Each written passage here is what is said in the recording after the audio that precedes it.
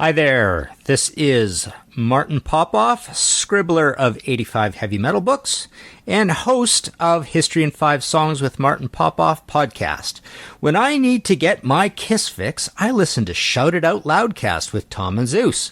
Listen to us both on the Pantheon Podcast Network or wherever you get your podcasts. Check them out. And reports tonight on how destruction is impacting the campus community.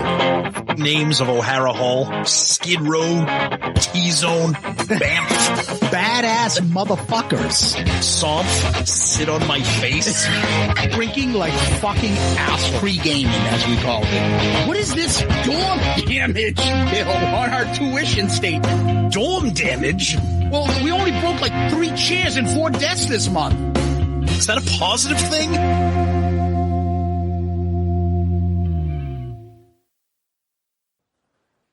Bam!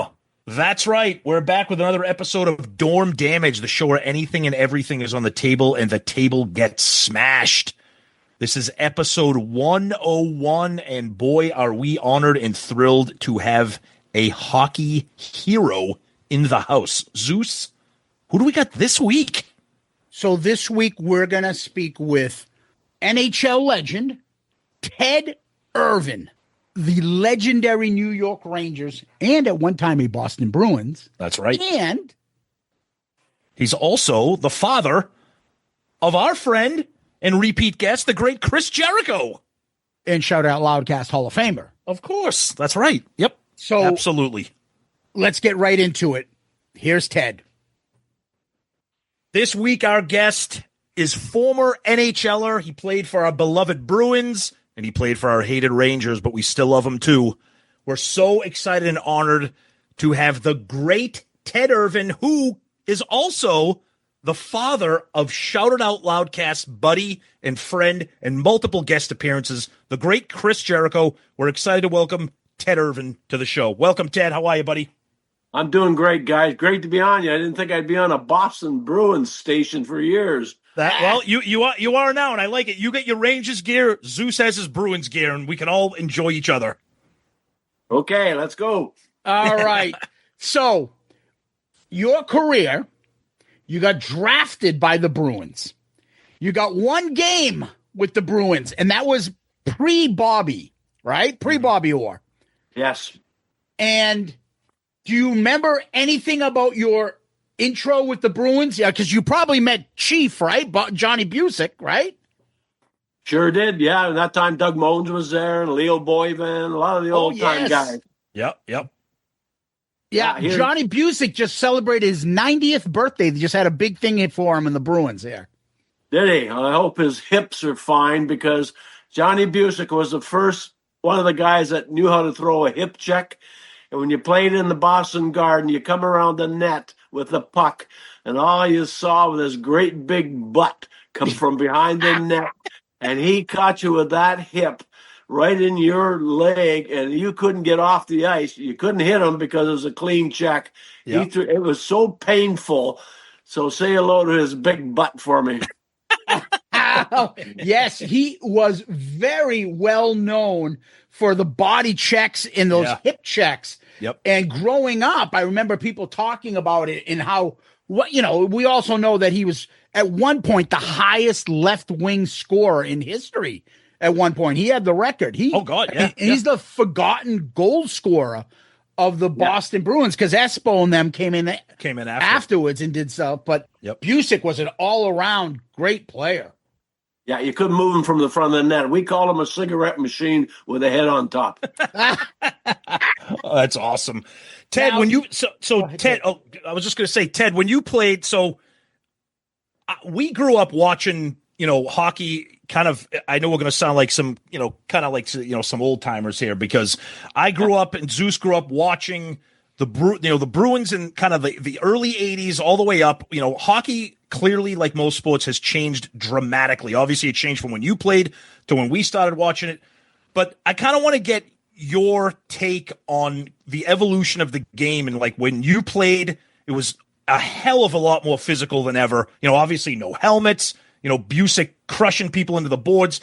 The game obviously now is, and even the last 20, 30 years, a lot more sophisticated, slick, fast, you get the Europeans, et cetera, et cetera. What do you, when you look back at when you played and you watch the game today, what do you like and what do you dislike, if anything? Well, what I like is the way the guys are so big now. Goaltenders are bigger than most forwards, but their skill, their practice habits, their eating habits, their video habits, they are skilled guys. They can stick handle in the corner. Well, we could never do that. Okay. Right. We weren't allowed to go in the corner with a bunch of other guys. So I really respect their skill level and how they take care of their bodies. We didn't have curfews. Coaches didn't know that. So we took care of our bodies, but not like the way the guys do today. So I respect that so much. But what I enjoy about the old-time hockey still to this day is the camaraderie, being with one team for quite a while, and the up-and-down hockey, and you take care of each other. If somebody hit one of your teammates, you went after them, just the way you played the game. So I enjoy the old way. I really appreciate and understand the skill. But if you come up the old original 6, which I did, and here's my original 6 card. Oh, look at that. Oh, that's beautiful. I was on Chris's cruise a couple of years. I'm his ambassador on his cruise for wrestling and music. Yeah. And a fan from Boston gave me this card 2 years ago. And Chris and I said, where did he get this rookie card? One game. But in the old 6-team league, it was so difficult to get to the National Hockey League. Yeah. I was blessed. Boston Bruins signed me when I was 16. So I played in the Boston organization in the Central League. And our teams in Oklahoma City, we won the championship 2 years in a row.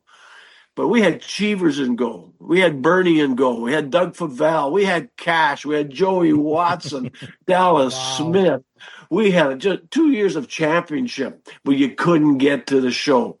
But Boston was very good to me. I got to play the one game in Boston. I'd never flown before.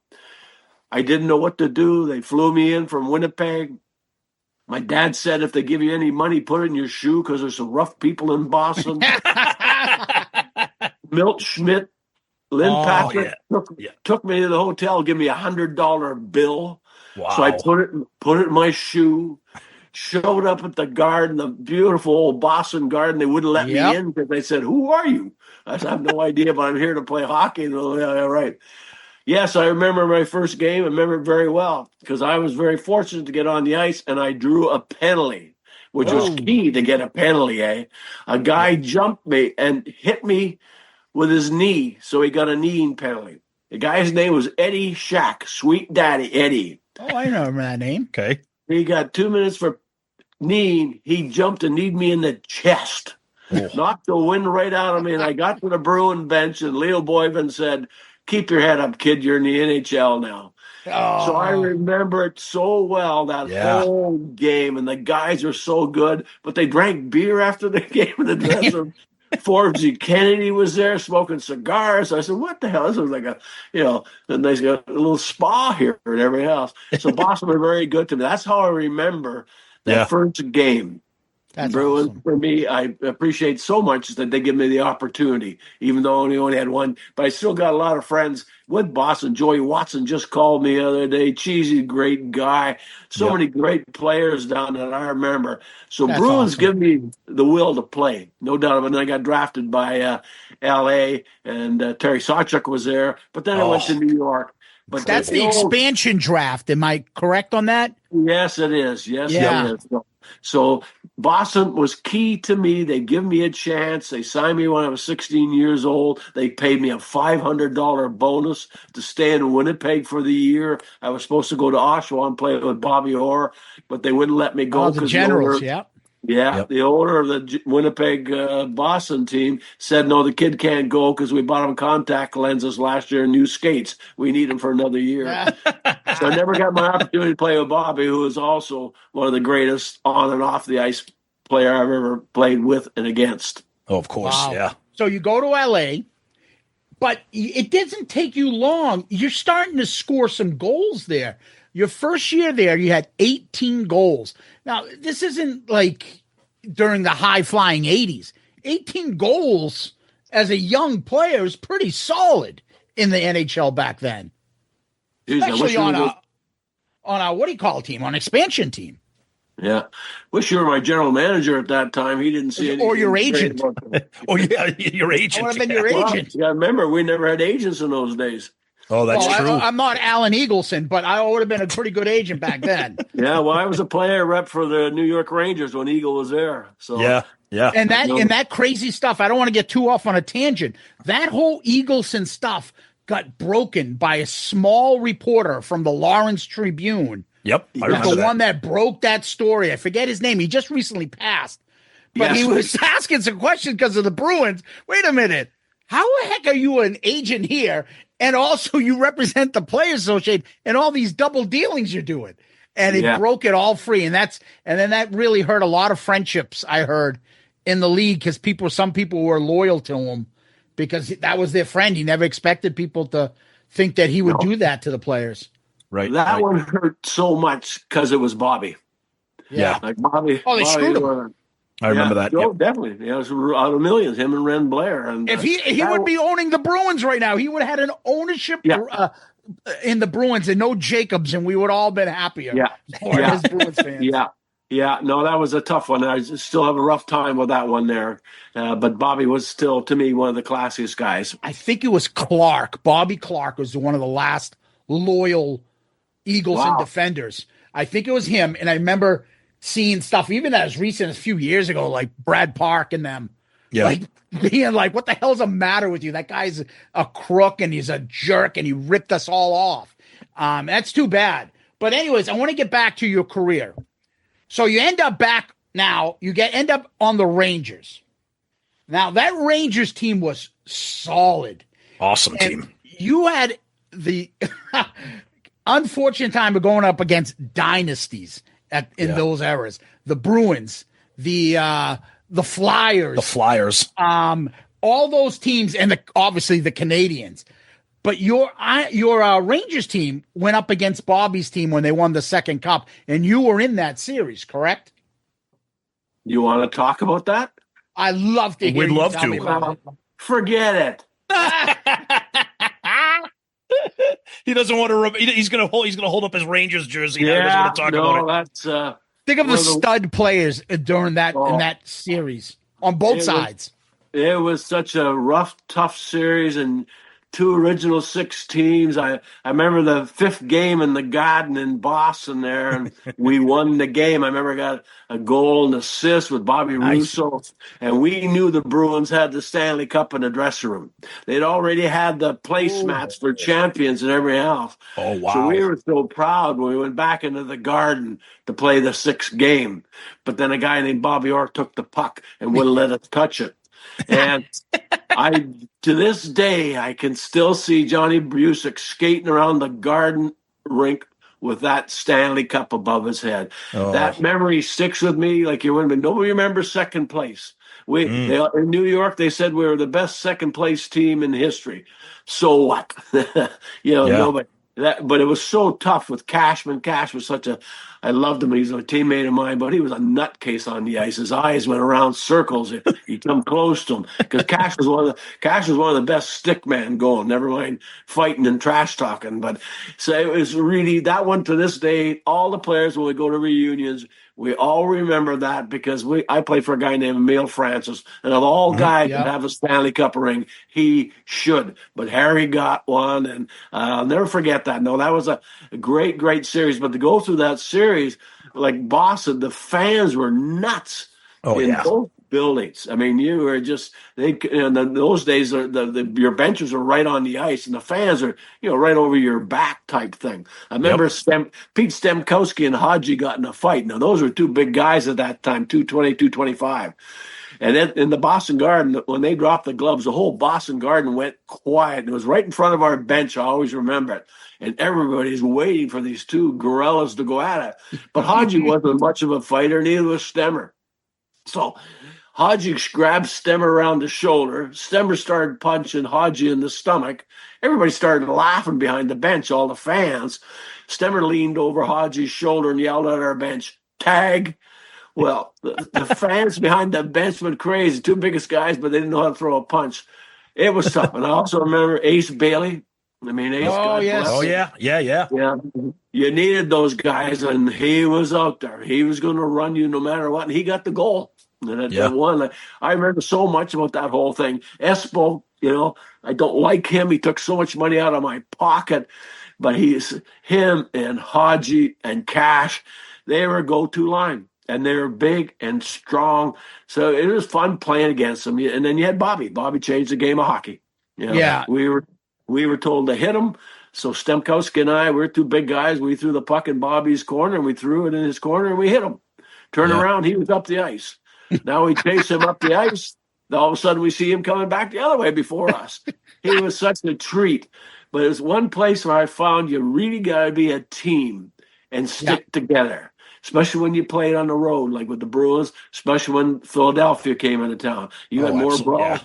You had more brawls before the game than you did during the game. Yeah. So I learned New York for me was where I learned what a team really is and how you got to rely on each other. Because we played, like when you played against Philadelphia, we had players that in the morning for a cup of coffee, their hands would be shaking. You didn't know what was coming at you. You had to stick together. But that Bruin season, to this day, I can see that goal. I can see it from the blue line, and it was Bobby. But I have so much respect for Bobby. He helped us so much in Winnipeg.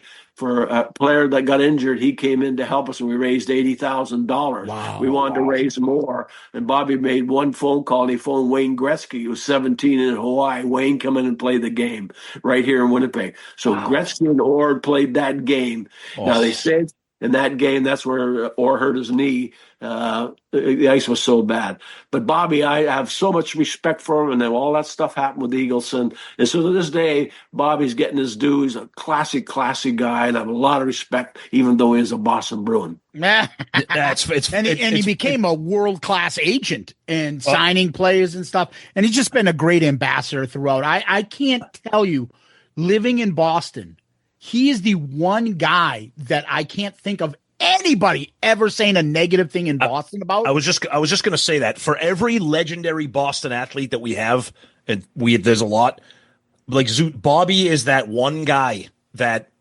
there's nothing bad to say about. I mean, some people don't like Tom Brady, some people don't like Bill Russell, some people don't like Kyle Yastrzemski, whatever, et cetera, et cetera. Bobby Orr, everybody just adores that man, and what a legacy. And for you, Ted, to say that too is to see him, play with him, be an opponent of him. That's quite an honor for him as well. But it was also the respect factor back then, right? Absolutely, like the way you guys respected the hard work of the other guys and the talent of them on the other side. Yeah, with Bobby, there's three guys. I look back at my career. When you skate on the ice, you're in special company as a player on and off the ice. Yeah. Jean Beliveau for Montreal. Oh, yeah. Incredible. Johnny Ratelle for you guys. I was going to ask you about him. Yeah, well, the classiest guy going, and Bobby. Those are three guys, when I imagine a hockey player, how they carried themselves on and off the ice, and how they played the game, how they changed the game. To those guys, I say to kids, if you want to emulate anybody, take a look at those three guys on and off the ice. That's who you want to be. Yeah, classy. Awesome. Ratelle, it's funny. So as a Bruins fan, I was young, and my dad got me into hockey as a little guy, watching this stuff and these legends. The always sad part is there are two guys that I think are so underrated, both Hall of Famers, but would have been bigger, but half their career was split. So you don't know what fan bases they tagged with. And that is Brad Park and Jean Ratelle. They never get their dues because they're split. Brilliant with the Rangers and brilliant with the Bruins. No doubt about it. Brad, to this day, all of us don't understand why there isn't a sweater in the Garden, why there isn't something in Boston and in New York. Exactly. It just doesn't. It just doesn't make sense to us, but we can't do anything about it right now. And Johnny is such a quiet gentleman. Yes.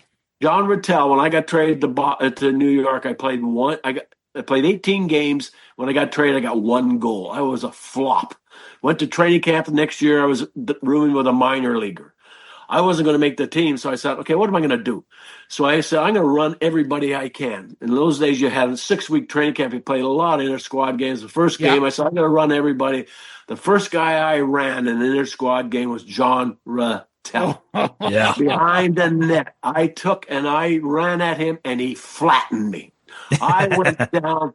I was so embarrassed, one, because it was Jean Ratelle, and two, because I hit him, and I was a flop. I went back to my room. There was a knock on the door. Jean Ratelle was there, and he said, Teddy.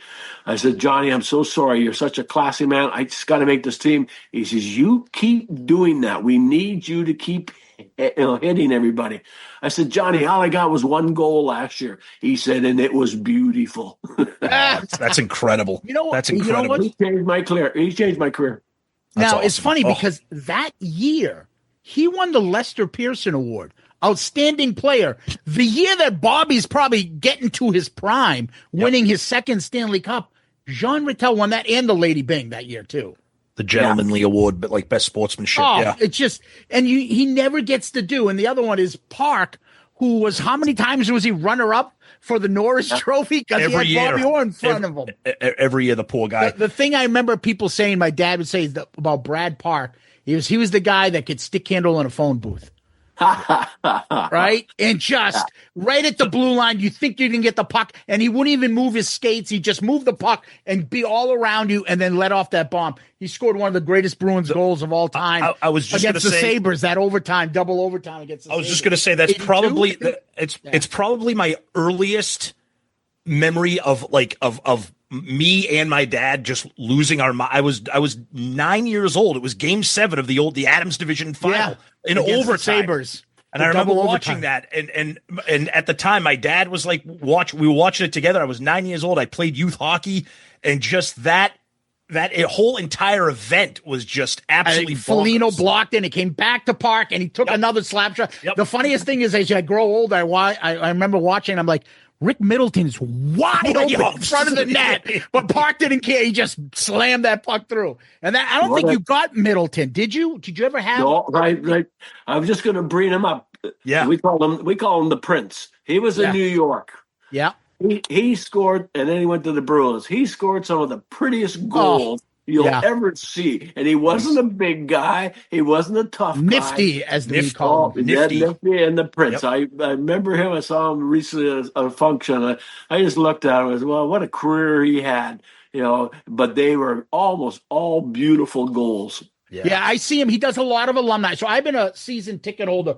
So the first thing I did when I opened up my office, I got season tickets to the Bruins 2001. That was the year they retired Ray Bourque's number. I've seen Middleton's number retired. I've seen Bourque. I've seen them all the way through. The one great story, I met Gord Kluzak, the former #1 Bruins pick, and he would tell the Middleton story.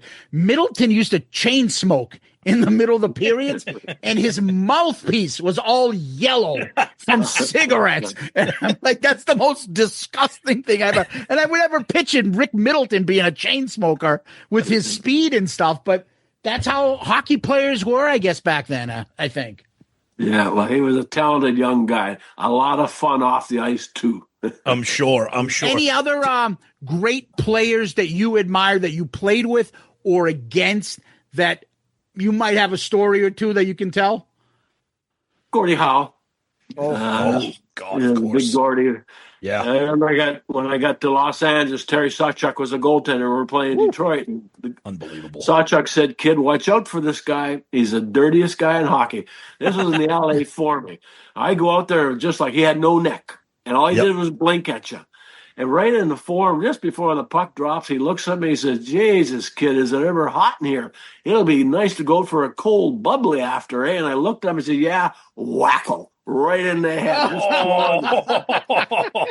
Sawchuk says, I told you, kid, watch out for him. Then I get traded from New York to New York. First game they put me on with Bobby Nevin and Ronnie Stewart, and we checked Gordie Howe. Yeah, good luck. He knocked two of my contact lenses out in one game. My trainer saw them both he was the funniest man. Chris loved to play old timer hockey. Chris, a big hockey fan. He played in the tournament where Gordie Howe was the coach. So Chris went up to him, and Chris had all brand new equipment, and Chris was showing him the equipment. He says, what do you think of my elbow pads, Gordie? And Gordie took the elbow pad, and he says, nice pads, but no teeth marks. So but he was so strong.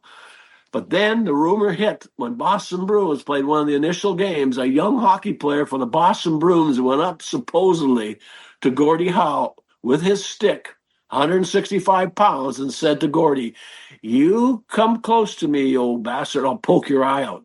Happened to be Derek Sanderson. Yes. When he first came out of Niagara Falls. Yep. So Sanderson, I'll tell you a quick story about him. When we went to college, that's where I met Tom. Yep. If you got caught with beer, they made you like watch videos.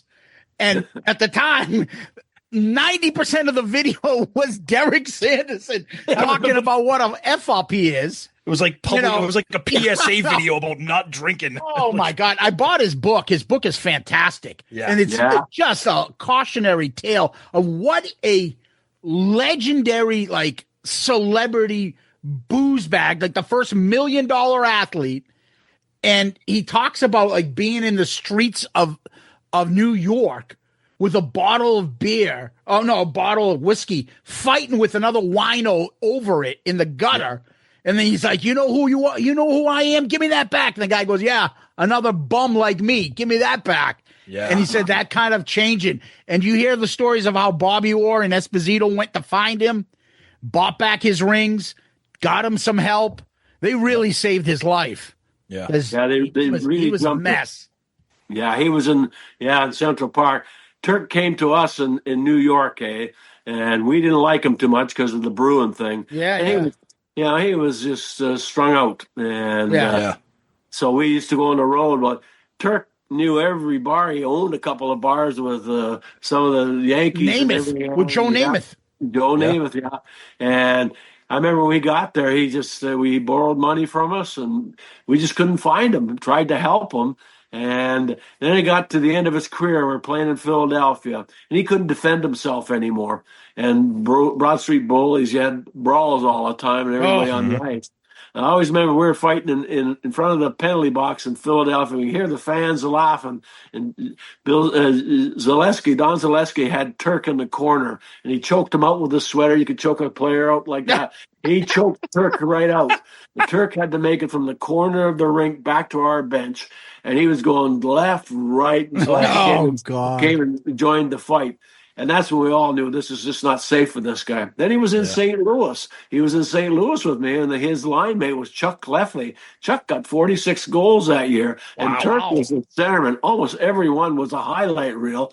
But Turk was, a bomb most of the nights. He'd take the rookies and just drink and everything else. And then he straightened out, and he's very good to me in the book. And he ended up speaking in school in Winnipeg, where my son was going to high school. And Turk threw all the teachers and principals out of the auditorium and say, "All you kids sit here." And he started telling stories. And Chris said, "Wow, Dad." That was quite an education. No, Turk, he's not too many characters left. Like Sanderson was there. Those guys were characters. Eddie Schaff was a character, and the Plagers were characters. But the old-time guys, like Boston, Gordie Howe was one of the guys, but playing against Montreal at that time, they could skate. They had big defensemen. They had Cournoyer. They had Belleville. They just Lafleur, then the big three. Yep. Yeah, the big three. And defenseman, you had Robbie. Go on YouTube and see Robbie kick the hell out of me. Go on YouTube, you'll see Bobby Orr throw me down the ice. I remember I fought Bobby Orr, and the paper the next day said Goon Irvin should be thrown out of hockey. Next day I got a goal and it said Goon Irvin's now a goal scorer. So that's how it went. But then you had Bobby Hall. I mean, he could shoot. Makita and all them, incredible. And then the goaltenders we had, like Sawchuk, and then you had Glenn Hall, and a lot of guys. Timmy Horton was there. He played in New York. Was what a class guy. Pre donuts. Yeah, right. Yeah, exactly. So the funny thing is, I saw a statistic about Ken Dryden. He's my favorite goalie of all time. Ken Dryden had more ties than losses in his career. Yeah, that's insane. You look at the team. Look who he was playing. Oh my gosh! And the other forgotten thing about Ken Dryden that I love is he was Al Michaels' partner when the Olympic team, the 1980 Olympic team, won the gold. He was the play-by-play guy on that. Right. Kenny Dryden. And I will tell you something about that 1980 Olympic team, and it's stuff here in Boston we talk about. That team wouldn't have been that team without Bobby Orr. Bobby Orr was such a legend in Boston. They built, I don't know how many hockey rinks because of him, the MDC rinks. And how many of those kids that played in Boston ended up being on now all of a sudden on that Olympic team because of Bobby Orr bringing hockey and building that up from the 1960s until that team in the 1980s. I mean, there were MDC rinks all over the city. Every single kid was playing Bobby hockey. Orr changed everything in this state. Everything. Oh, yeah. He kept Don Cherry's career going, too. Yes, that's right. Don Cherry. Speaking of characters, yeah, exactly. There's a character for you. Oh, he has some legendary stories, but I love that all those tough guys still loved Bobby Orr because he didn't play like a shy, pretty boy, hid away from that. Bobby would check. Bobby would fight if he had to, too. And he stood up for himself. He was a good fighter. He was a good fighter. Yeah. Yeah, but he was also 5'9", 5'10", if that. Well, when he hit me, he was 6'5". Yeah. But you were, 6'2"? You were pretty big for that for those days, right? Yeah, I was. Chris keeps on calling me a power forward, but I think it's a little time lap there. Yeah, no, I was fairly tall on that, and the guys weren't that big. Your defensemen are all very short and stump and body check in. Yeah. But Esper was a big man. Hadji was a big man. Yep. And then they started getting bigger. And I respect the guys now because they are bigger and they're more talented and stuff like that. Yeah, you watch hockey now still? Like, you follow it as closely? The playoffs are on right now. I love playoffs. I was lucky. I never missed playoffs in 13 years. And I can watch because the guys go to another level. Playoff hockey, yep. Yeah, and then the first round, you don't know how bad you are. You think you can win. And so you see great hockey and players who've had bad years come through. And then right now, the hockey is so outstanding. I find this last series, almost every series had a different way to end, whether it be from injuries or on the road. And the guys really go to another level. And it's so, I watch some of the guys in Florida right now. I watch some of the guys in Dallas who I like. Evidence coming on. Every player has a shot to be a hero. And that's except for Toronto. Wow. Hey, that's the opposite. I know, poor Toronto. Oh my God! So all I did last night until this morning, until today, is look at Twitter and just look at the beating that those poor guys are getting in Toronto. It is unbelievable how bad. It's a lot of pressure being in Toronto and Montreal as well. But at least Montreal's got the rings and championships to handle. But I thought Marchand was very kind to Toronto. They said they shouldn't be booed that by. That's very nice of Marchand. They were saying that was a wink, wink. Him and Kachuk were both like, "Wow, this is a great squad." If you take them out of Toronto, and even the coach too was like, "Oh, you guys are going to be too tough on them." They're like, "That's even worse. You're pitying them." But I love that stuff. Especially, I was watching. I'm assuming you're still fans and watching closely the Jets, right? No doubt about heartbreaking. Oh my God, that Scheifele story is so heartbreaking. That poor guy shows up, scores the goal, and then gets unfortunate penalty in overtime, and awful. Yeah. But you see how the players reacted after, how they went to him in the That's hockey. Box? Exactly. I just thought that's classy, guys. That's 100%. hockey. 100%. And that's the difference between hockey and other sports. That handshake line means something. And I still love that they do that. I still love that they do that. That it's you're right. The camaraderie, the sportsmanship, something about hockey. And Ted, you said it. Something about playoff hockey. It's just a next level that other sports just don't have. Yeah. An unknown could save his whole year. The beating that these guys take now. You're talking old time hockey. We were told to hit the J.C. Tremblays and the Bobby Orrs, go after them. Yep. Okay. And with Bobby, you couldn't catch him. But you get hit over and over. Emile Francis once said to me, "Teddy, hockey's the only game you can't run out of bounds." Those guys are in that range that they're going to get hit. I never even thought about that, buddy. It's such a great way to say it. Yeah, you're right. You can't run out of bounds. Yeah. And you got to suck it up. You got to go to your bench.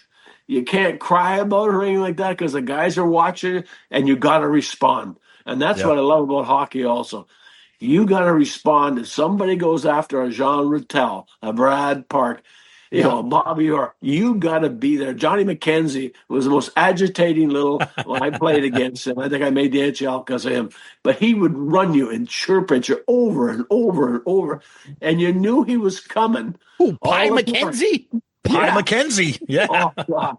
There's some guys that just agitated you. He was a little guy too, wasn't he? I know, but he was a cowboy.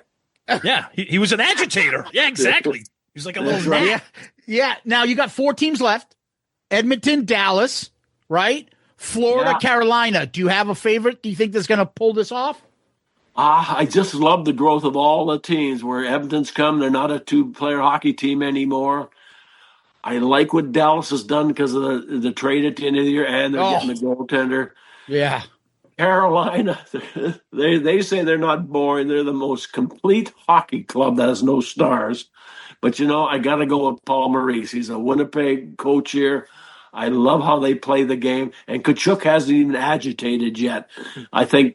Yeah, he hasn't even. They've won without him being a big factor. I agree. I think he's still hurt now. So I'm going to go with Florida. Although I like I love what Carolina does. Like I saw Rindamore the other night. So we have no stars here, but we're all stars within. But they got to go. Aho's close. Yeah. But the thing about Carolina, they're another one that just seems like they don't have enough to always get over the hump.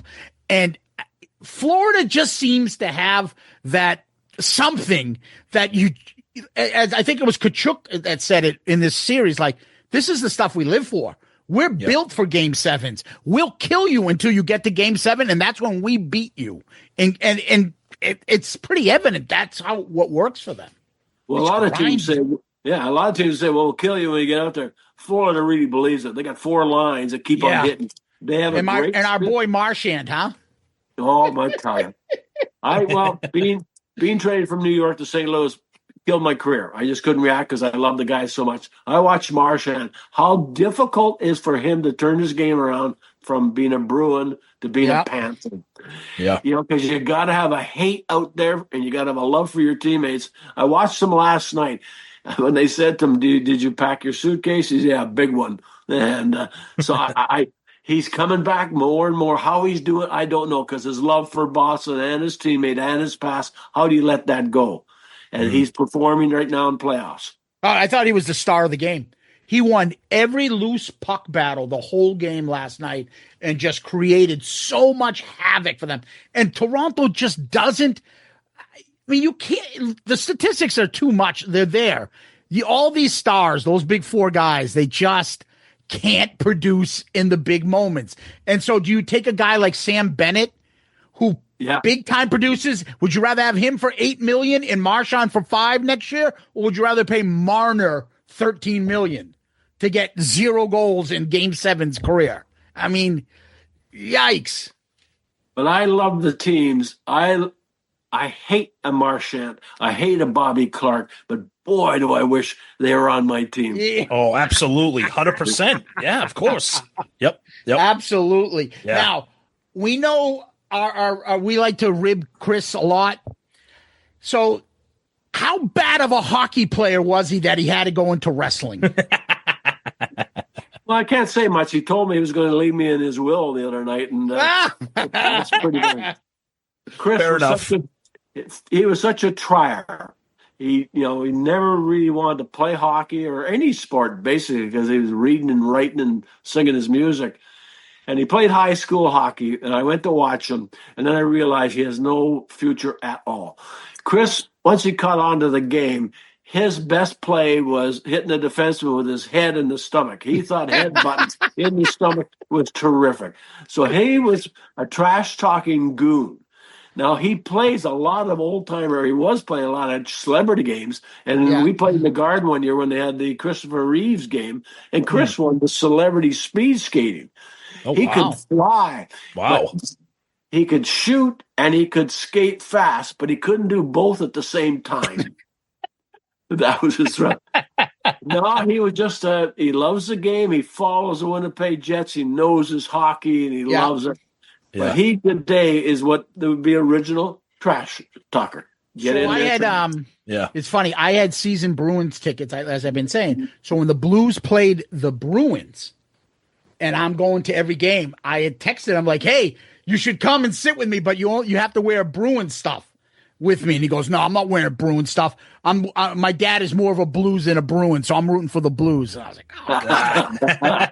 Are you serious?" Nice. But I read his book. And I know he talks about it and stuff, and obviously his career went into wrestling and music. But for us, he's always an inspiration because he's a guy that puts his mind to something, can get anything done. Never stops working. Him. Never. And he probably got a lot of that from you because you seem to have a work ethic and a drive that got you to the NHL when it's not an easy thing to do when there's only 6 teams available to you. That's right. Yeah, no, when I look back now, how many guys did play an NHL game, how many guys have played 100 games. Now, I'm very lucky. And Chris, I'm very, very proud of him because I do agree with you. He's a smart man. And when he's going to do something, he does it. He blocks out all the other noise. Yep. And he's also, Chris believes in the fans and the team. That's his biggest thing. It's not about me. It's about the fans having a good time. And we had a good game. I played against him in Madison Square Garden. We had a full-scale brawl. It's center ice. And he ripped off his sweater, and John Davidson was announcing and said, "Ted, please leave your sweater on." So I grabbed Chris. He wanted to fight. And this is the second period. So I grabbed him, and I'm throwing punches, and he says to me, "Keep throwing, old man. I'm putting you over."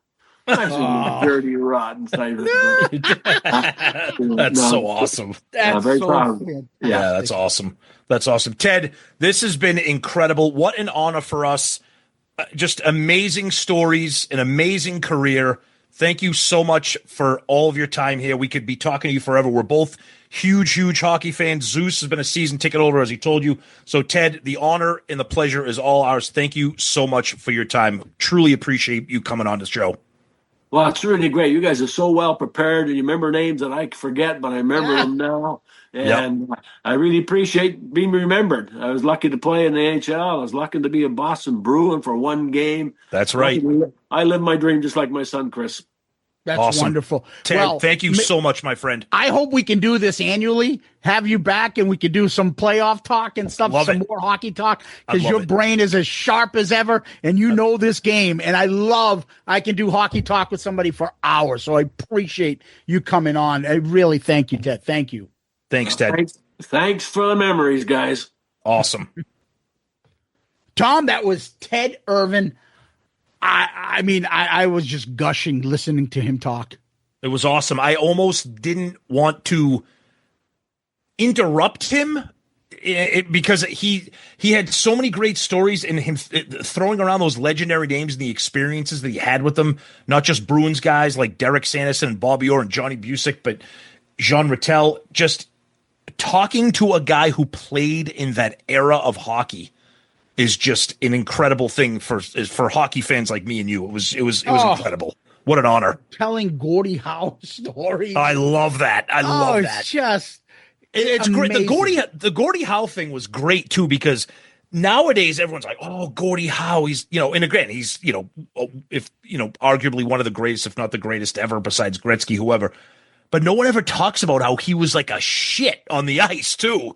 And they remember his statistics that Gretzky broke, but the players from that era knew him as a badass. Absolutely, yeah. And to hear Ted say that was just awesome.